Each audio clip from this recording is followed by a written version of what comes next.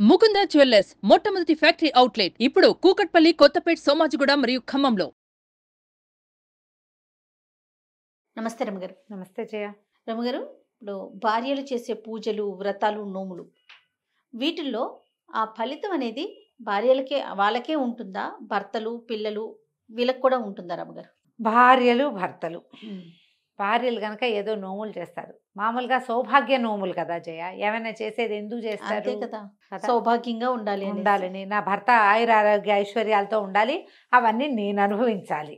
ఐదవతనం కోసం చేసే నోములు. ఇప్పుడు భార్య ఐదవతనం కోసం చేసింది అనుకో, అంటే ఐదవతనం ఏంటంటే భర్త ఉండటం, అది భర్తకి చెందినట్టే. ప్లస్ నా పిల్లలు బాగుండాలి, నా పిల్లలు వృద్ధిలోకి రావాలి అని కోరుకుంటారు. పిల్లలు వృద్ధిలోకి వస్తారు, మా సంసారానికి ఏ ఇబ్బందులు ఉండకూడదు, మా కొట్లాటలు రాకూడదు అంటే మ్యూచువల్గానే అవుతాయి. సాధారణంగా ధర్మశాస్త్రము ఒక ప్రత్యేకమైన విషయం చెప్తుంది జయ. ఇంత ముందు 5-6 సార్లు చెప్పినట్టున్నాము, చాలామంది పెద్దవాళ్ళు కూడా చెప్తారు ఇదే మాట. శాస్త్రం ఏం చెప్పిందంటే, అంటే ధర్మం ఏం చెప్పిందంటే, మగవాడు వాడు ఏ పుణ్యకార్యం చేసినా, ఏం చేసినా, ఎవరికి ఏ సహాయం చేసినా, తను ఏదైనా పూజ చేసిన, ఏ దేవాలయ దర్శనమో చేసిన, తీర్థాటన చేసిన, అన్నిట్లలో 50% భార్యది. కానీ మగవాడు ఏదైనా పచ్చిపాపం చేస్తే అది వాడిదే. పూర్తిగా అతనిదే బాధ్యత. అతని పుణ్యంలో మాత్రం భార్యకి 50% భాగం ఉంటుంది, తన ప్రమేయం ఉన్నా లేకపోయినా కూడా. కాకపోతే ఒకటి ఉంది, ఈ పాపాల్లో ఏదైనా పాపకార్యానికి భర్తని ఎంకరేజ్ చేస్తాయి. కొన్ని చేస్తారు కదా కొంతమంది. పాపకార్యం అంటే లంచాలు తీసుకోవడం కూడా అక్షరాల పాపకార్యమేనమ్మా. నీకు ఒక ఉద్యోగంలో జీతం వస్తూ, ఒక ఉద్యోగానికి జీతం తీసుకుంటూ, నువ్వు ప్రభుత్వానికో ప్రైవేట్ రంగానికో పనిచేస్తూ, ఎవరికైనా అనుకూలంగా పనిచేస్తే కొంత ధనం వస్తుందని, అది చెయ్యాల్సిందేనని పెళ్ళాలు ప్రోత్సహిస్తే కనుక ఆ పాపంలో మాత్రం భార్యలకి భాగం గ్యారంటీగా ఉంటుంది. ఓకే, ఎవరినైనా కొట్టడానికో, చంపడానికో, మోసం చేయటానికో ప్రోత్సహిస్తారు భార్యలు. అప్పుడు 50-50. ఓహో, వీళ్ళ ప్రమేయం లేకుండా చేసే పాపకార్యాలకి వాళ్ళకి ఏ సంబంధము లేదు. ఇది లెక్క. మనం ఒప్పుకోపో అలా ఎలా ఉంటుంది, ఇలా ఒప్పుకోండి, మాకేం సంబంధం లేదు. పుస్తకాల్లో ఇది చెప్తారు. ధర్మశాస్త్రం ఈ మాట చెప్తుంది. భార్యలు చేసే పుణ్యకార్యాలలో భార్యలు గనక ఏదైనా చేసుకుంటే దాంట్లో భర్తకి ఏ భాగము లేదు. ఎందుకు రమగారు? పాపం అనిపిస్తుంది కదా. మరి సమాన హక్కులు లేవని అడగట్లేదా మనం? అడుగుతున్నాం. అక్కడ హక్కులు అడిగాం, ఇక్కడ దీన్ని ఒప్పుకోవాలి. సరే, అలాగే భార్యలు పాపకార్యాలు చేశారనుకో, అది భర్తదే పూచి. సగమా ఫుల్లా? మొత్తం భార్య ఏదైనా తప్పు చేస్తే దాని పూచి భర్తది. మరి ఇది ఎప్పుడు ధర్మ సంబంధమైన వివాహాది క్రతువుల్లో ద్వారా వివాహం చేసుకున్న వాళ్ళకి మాత్రమే. ఓహో, మళ్ళీ మేమిద్దరం భార్య భర్త అనుకున్నాం, అక్కడెక్కడో చేసాం, గుళ్ళో పెళ్లి చేసేసుకున్నాం, దండలేసేసుకున్నాం, వీళ్ళకి కాదు. ఎవరికి తెలియకుండా చేసుకున్న దొంగ పెళ్లిళ్ళు, ద్వితీయ, తృతీయ, చతుర్థ వివాహాది క్రతువుల్లో పాల్గొన్న వాళ్ళకి, శాస్త్రవిహితమైన వివాహం జరిగిన వాళ్ళకి ఇది శాస్త్రం చెప్పబడింది. మరి పిల్లలు వేరే కథ ఉండి, ఇది పూర్తవని మొత్తం సెషన్ అంతా. భార్యలు భర్తకి తెలిసి ఆయన సంపాదనతో ఆయన కోసమే చేసే పుణ్యకార్యాలు ఏమైనా ఉంటే అవన్నీ భర్తలకు కూడా చెందుతాయి. భర్తల ఆరోగ్యం కోసం ఆయన డబ్బుతోటే వీళ్ళు దానం చేశారు. దానం చేసిన ఫలితం వీళ్ళకి,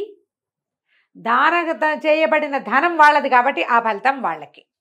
ఇది బాగుంది. అయితే భార్యలకి మాత్రమే తమ చేసుకున్నది తమకే లభించాలంటే వీళ్ళు చేసేటువంటి చేతి మాట, నోటి సహాయాలు, మంచి మాటలు, ఇవన్నీ వీళ్ళవి. జపం, ఏదైనా గురువుని ఆరాధించి వీళ్ళు చేసుకునే మెడిటేషను, వీళ్ళు అంతర్ముఖులై చేసే భగవదారాధనలో మగవాడికి భాగం లేదు, ఇవ్వరు. కానీ మగవాళ్ళు చేస్తే అది భార్యకు వస్తుంది. ఇలా ఎందుకు అని ఎప్పుడు ఒక ప్రశ్న వస్తుంది జయ. శాస్త్రాన్ని ఎవరు నిర్మించారు? భగవదాజ్ఞతో ఋషులు మహర్షులు నిర్మించారు. అవునండి. ఈ భగవదాజ్ఞతోటి నిర్మించబడిన సృష్టిలో మగవాడు కష్టపడి పనిచేసి భార్యను పోషించాలనే నియమం ఏర్పరిచారు. వివాహ క్రతువులో ఏం చెప్తారు? ధర్మేచ అర్థేచ కామేచ మోక్షేచ మోక్షేచ నాతి చరామి నాతి చరితవ్య అని చెప్పి నా ఏమైనా అతిచరించి ప్రవర్తించకు అని చెప్పి ఈ అమ్మాయిని అబ్బాయికి అప్పచెప్తారు. మగవాడికి ఆడదాన్ని అప్పచెప్తారు పెళ్లిలో. అప్పచెప్తే పోనీ ఇలా చెప్పలేదు, గాంధర్వ విధి వివాహం అని కూడా ఉంది కదా, ఆ మగవాడిని అనుసరించి ఆడది ఉంటుంది, ఆ అమ్మాయిని బాధ్యత మగవాడు తీసుకుంటాడు అనుకుందాం. ఎప్పుడైతే సంతానం దగ్గరకు వస్తుందో ఇంచుమించు ఆడది చచ్చి బతకాలి, ఒక జీవికి ప్రాణం పోయాలి. ఆ జీవి ఎవరు? ఈ మగవాడి వారసత్వం, ఇతని వంశాన్ని ముందుకు తీసుకెళ్ళేది. ఇంత మరణాసన్న స్థితికి కూడా ఒప్పుకున్నందుకు స్త్రీ జాతికి ధర్మశాస్త్రం ఇచ్చినటువంటి అవకాశం ఇది. మరణాసన్న స్థితికి ఒప్పుకున్నారు కదా. మరి ఇప్పుడు మనం ఆపరేషన్ చేసినా అదేమి చిన్నది కాదు, పైగా ఒక చిన్న ఇంతప్పటి నుంచి మొదలుపెట్టి అది ఇంత పెరిగి 4.5 కేజీలు పెరిగి దానికోసమని వీళ్ళు తినక సహించక ఓర్చుకుని ఈ బరువు మెళ్ళో కట్టుకుని అటకాళ్ళు పడిపోతాయి జయ. చాలామంది ఇట్లా కాళ్ళు పక్కకి వెళ్ళిపోతాయి, నడవలేరు, తినలేరు, కూర్చోలేరు, పడుకోలేరు. ఇదంతా చివరికి మగవాడి ఇంటి పేరు నలుసు కోసం కదా. అందుకని స్త్రీకి ఈ అవకాశం ఇచ్చింది శాస్త్రము. సమంజసమే రమ్మగారు కదా. ఎందుకు రమ్మగారు పాపం వాళ్ళు అనకూడదు, సమంజసం. ఇప్పుడు శాస్త్రం ఇట్లా చెప్పింది. క్రమంగా ఎలా అవుతుందంటే జయ, ఏదైనా సరే రోజులు గడిచే కొద్దికి ప్రతిదానికి అమెండ్మెంట్స్ వస్తాయి. ఒకటి తర్వాత వీళ్ళు మనని మించిపోతున్నారనిపించినప్పుడు వాళ్ళని వంచి ఉంచాలనే భావన వస్తుంది. వాళ్ళని ఎక్కడ లొంగదీయగలరో అక్కడ లొంగదీస్తారు, ఎక్కడ అణిచేయగలరో అక్కడ అణిచేందుకు ప్రయత్నం చేస్తారు. ఒక బలవంతుడు ఒక బలహీనుణ్ణి అణచడానికి చాలా అవకాశాలు లభిస్తాయి. అట్లా స్త్రీలు అణగదొక్కబడ్డారు. దీనికి అనేక రకమైన సాంఘిక నైతిక కారణాలు ఏర్పడ్డాయి. వేరే జాతుల వాళ్ళు ఇన్వేషన్స్ వచ్చి వాళ్ళొచ్చి వీళ్ళొచ్చి వాళ్ళతోటి ఈ ఆడవాళ్ళకి చాలా సమస్యలు అయ్యి క్రమంగా వీళ్ళని వంటింటు కుందేళ్లుగా చేశారు. ఈ కుందేళ్లుగా ఉన్న వాళ్ళు కూడా అన్నప్పుడు కుందేళ్లుగా ఏం లేరు, ఇందులో గట్టి వాళ్ళు కూడా ఉన్నారు, ఇందులో గట్టి వాళ్ళు కూడా ఉన్నారు. సాంఘికంగా లోక సహజంగా సోషలైజ్డ్గా ఆడవాళ్ళని నొక్కి అణగార్చి ఉంచటమే ఒక కాలపు నియమంగా కొన్ని వందల సంవత్సరాలు అలా గడిచిపోయింది. అయినా కూడా వివాహాలు, సంతానము, ఓ అమ్మాయి చనిపోతే కోడలు చనిపోతే ఇంకో కోడలు తెచ్చుకోవడం, భార్య చనిపోతే ఇంకో భార్యను తెచ్చుకో, అవన్నీ నడిచేవి. అవును, నడిచేవి. కానీ శాస్త్రం ఎప్పుడు మారలేదమ్మా. అలానే ఉంది. మనకు తెలియకుండా అంటే ఇది మన వెనకాల జరిగే క్రియ కదా. నీకు పుణ్యం వచ్చిందా పాపం వచ్చిందా, ఎవరికి బదలాయింపు జరిగింది, అవంతా కనపడేవి కాదు, ఒట్టి మాట్లాడుకునే విషయాలు ఇవి. అవును, కనపడకపోవటంతో నమ్మని వాళ్ళు ఎక్కువయ్యారు. ఏదైనా మనం కనిపిస్తేనే కదా జయ నమ్ముతాము. అంతేగా రమ్మగారు. అంతేగా. కానీ శాస్త్రం ఉందనేది ఉందిగా రమ్మగారు, ఉన్నది. ఇప్పుడు దీన్ని ఈ ప్రూఫ్ని నమ్మడానికి ఏది ప్రూవ్ చేసి చూపి అంటారు.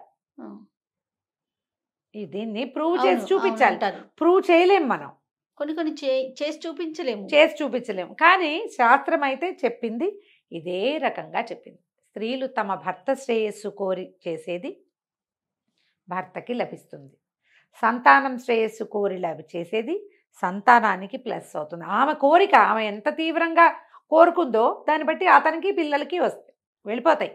వాళ్ళకి చెందాలని కోరుకుంటుంది ఈవిడే, అది వాళ్ళకి చెందుతుంది. ఆమె భర్త ఎవరో ఆయనకి కుమారులు సంతానం ఎవరో వాళ్ళకి లోక సహజంగా జరిగేదేనమ్మా ఇదంతా. కానీ ఎప్పుడు ఈ ప్రశ్న వస్తుంది, మగవాళ్ళ పుణ్యంలోనే స్త్రీలకి భాగం కానీ పాపంలో సాధారణంగా భాగం ఉండదు. ఆడవాళ్ళు తప్పులు చేస్తున్నారు, ఏదైనా పొరపాటు చేస్తున్నారంటే అతని భర్త ఆమెను రక్షించాలి. నువ్వు సరిగ్గా రక్షించట్లా, అందుకే ఆవిడేదో తప్పు చేస్తోంది, ఆమె కావాల్సింది ఆమెను నచ్చేది నువ్వు చేయట్లేదు, అందుకని పాపం ఆమెది కాదు భర్తకి చెందుతుంది ఆ పాపం. కొన్ని పాపాలు పీరియడ్స్తో పోతాయని కూడా చెప్తారు. మంత్లీ ఋతుస్రావంతో పోతాయి.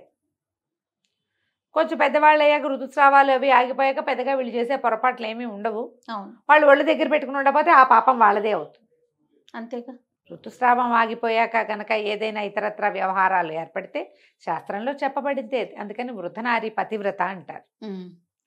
వృద్ధాప్యం వచ్చాక పాతివ్రత్యం ఆటోమేటిక్గా వస్తుంది. అదేదో వెగటుగా వాడినప్పటికీ ఇది క్రియ, ఇది అసలు విషయం ఇది. ఓకే. కాబట్టి భర్తలు పుణ్యకార్యాలు చేసేందుకు ఎంకరేజ్ చేయండి. వాళ్ళు ఎంత మంచి పనులు చేస్తే అంత మంచిది. 50% మీది. చెడ్డ పనులు చేయడానికి ప్రోత్సహించకండి. ఎస్. సాధ్యమైనంత ఆపడానికి ట్రై చేయండి. మీరు అందులో పాలు పంచుకోకండి. అప్పుడు మీ పుణ్యం ఎక్కడికి పోదమ్మా, అన్నీ మనకు రావాల్సినవి వస్తాయి. నమస్తే. నమస్తే జయ.